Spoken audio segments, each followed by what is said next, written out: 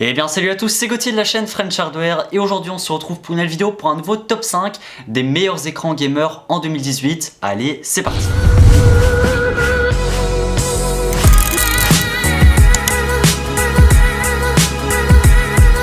Comme d'habitude, avant de commencer cette vidéo, je tiens à vous dire qu'il y a un concours pour les 50 000 abonnés.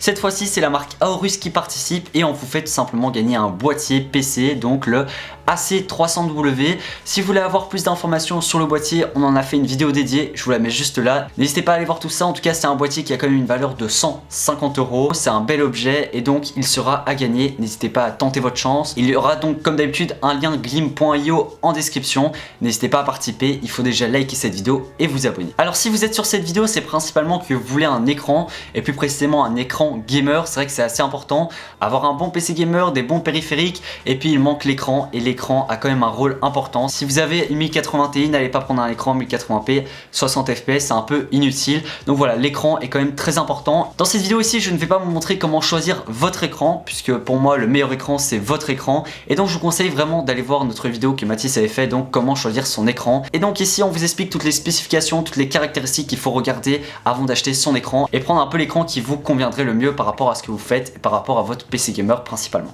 Ici c'est tout simplement un top 5 et je vais vous présenter 5 écrans gamers qui ont pour moi un très bon rapport qualité-prix. Je tiens à dire ici que c'est un top 5 par ordre croissant de prix, donc c'est vrai que le numéro 5 sera un écran donc moins cher et puis le numéro 1 sera un bon écran mais beaucoup plus cher. Aussi je tiens à dire qu'on a fait un top 5 souris gamer 2018 et un top 5 clavier gamer 2018, n'hésitez pas à aller voir, c'est toujours disponible. Je tiens à rappeler que tous les écrans que je vous présente ici seront en description. Et donc voilà, on passe directement à la 5ème place et ici c'est vraiment un écran gamer pas cher du tout, on est seulement au prix de 120-130 €. Pour moi acheter un écran en dessous de 120-130 € c'est pas un écran gamer, c'est plutôt un écran bureautique. Mais voilà, vraiment si vous voulez faire du gaming et vous n'avez pas beaucoup de budget, pour moi le minimum à investir pour un écran c'est 120 €. Ici dans ce numéro 5 donc j'ai mis deux écrans, pourquoi? Parce que les caractéristiques sont assez différentes et ça dépend ce que vous voulez. On commence directement donc avec l'écran de chez Asus, le VP228H.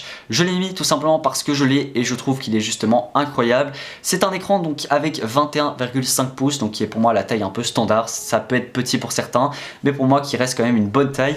Ici donc on est sur une fonctionnalité qui est pour moi très importante. On a un écran mat. Pour le gaming, clairement je trouve ça 10 fois mieux qu'un écran brillant. Après voilà, pour certaines personnes ça ne va pas déranger, mais en tout cas ici donc de chez Asus, je peux vous le montrer, je vais vite le chercher. Donc voici le VP228H, normalement il y a un trépied mais moi j'ai un support écran, hein, c'est pratique. Mais voilà, vous pouvez voir que la taille est plutôt intéressante. Et donc ici on est sur du mat, c'est-à-dire qu'il n'y a pas de reflet. Donc là avec les éclairages c'est normal qu'il y ait des reflets, mais il faut savoir que c'est mat et donc au niveau de l'affichage, moi je trouve que c'est juste incroyable. Au niveau du temps de réponse, donc on a 1 ms, ce qui est vraiment top pour le gaming. Et puis le petit inconvénient c'est qu'on a seulement un taux de rafraîchissement de 60 Hz, plutôt dire 60 fps. En tout cas pour 120 € c'est donné. Et au même prix vous avez donc chez Samsung le S24D330H, un truc comme ça, je vous mettrai en description. Et là si vous voulez on a un écran donc qui a exactement les mêmes caractéristiques, sauf qu'il va être plus grand, il va être à 24 pouces. Mais malheureusement l'écran est ultra brillant et non mat, et ce qui est pour moi un grand inconvénient sur un écran. En plus les bords sont pas très fins je trouve, et puis il est pas très joli. Je trouve que l'autre est plus sobre. Après voilà, ça dépend des goûts, c'est pour ça que j'ai décidé de mettre ces deux écrans dans ce numéro 5. En tout cas c'est tout pour la 5ème place, on ne perd pas trop de temps et on passe à la 4ème place. Et donc ici c'est chez Yamaha avec le CG 2530 et pour moi c'est juste une perle. Je ne suis pas du tout sponsor par la marque pour vous dire ça, mais je trouve qu'au niveau rapport qualité-prix, il n'y a rien de mieux sur le marché à l'heure actuelle. Alors pourquoi déjà il coûte seulement 150 €? On n'est pas sur 21,5 pouces mais cette fois-ci sur 24,5 pouces. Plus grand ça devient un peu gênant, on voit pas tout l'écran et donc quand on joue c'est pas très bien je trouve.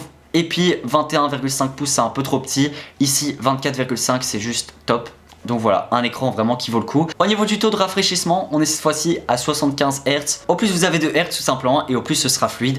Et donc pour le gaming c'est plutôt intéressant. C'est du 1080p avec bien entendu un temps de réponse de 1 ms. Et puis tout simplement c'est un écran borderless, donc vous n'avez pas du tout de bord, un peu comme l'iPhone X. Et franchement ça je pense que ça fait vraiment plaisir.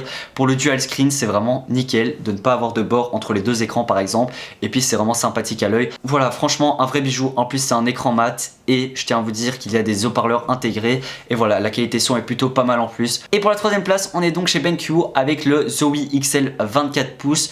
Voilà, ici on est vraiment sur un écran gamer, vous voyez déjà au look qui est déjà plus orienté gaming et on va dire e-sport, c'est comme ça qu'il l'appelle. Qu'est-ce qui va faire justement que cet écran est encore plus orienté pour le gaming? C'est tout simplement le taux de rafraîchissement, on n'est plus à 75 Hz mais carrément on a doublé, on est à 144 Hz. Et donc ici on a vraiment quelque chose de hyper fluide et donc franchement à l'œil ça se ressent. Par exemple notre monteur a un écran 144 Hz et quand on joue on voit vraiment la différence avec un écran 60 Hz, ça je peux vraiment vous l'assurer.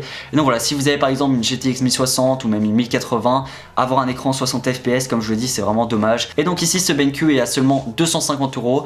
On a donc un ms au niveau du temps de réponse, on est sur de la 1080p, le design est plutôt intéressant et il est vraiment orientable de tous les côtés. Je sais que chez Samsung par exemple il y a le même écran donc avec les mêmes caractéristiques mais qui est un peu moins cher, mais voilà il est pas orientable et ici pour 10 € de plus autant prendre un écran orientable. Voilà, bien entendu encore un écran mat. Et pour la deuxième place maintenant j'ai eu beaucoup de mal à choisir un écran assez intéressant et on est cette fois-ci chez MSI. Et oui, MSI font des écrans. J'ai eu peur en voyant MSI, je me suis dit ça va être très cher, il aura un mauvais rapport qualité-prix, on va payer la marque et le look. Et ben là clairement ce n'est pas du tout le cas. Et donc ici c'est la gamme Optix G27. On est vraiment sur quelque chose d'incroyable pour seulement 350 €. Au niveau du taux de rafraîchissement on est toujours sur 144 Hz. Mais qu'est-ce qui change ici? C'est au niveau de la taille de l'écran. On est sur 27 pouces et en plus c'est un écran incurvé.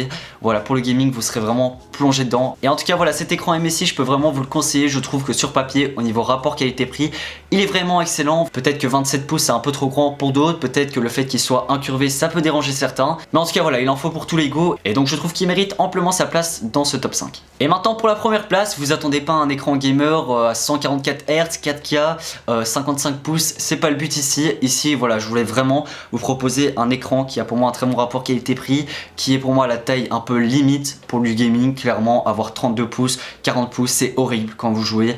Si vous êtes un peu près de votre écran, voilà, vous voyez pas tout le jeu, vous voyez qu'une partie de l'écran et donc une partie du jeu, c'est hyper déstabilisant.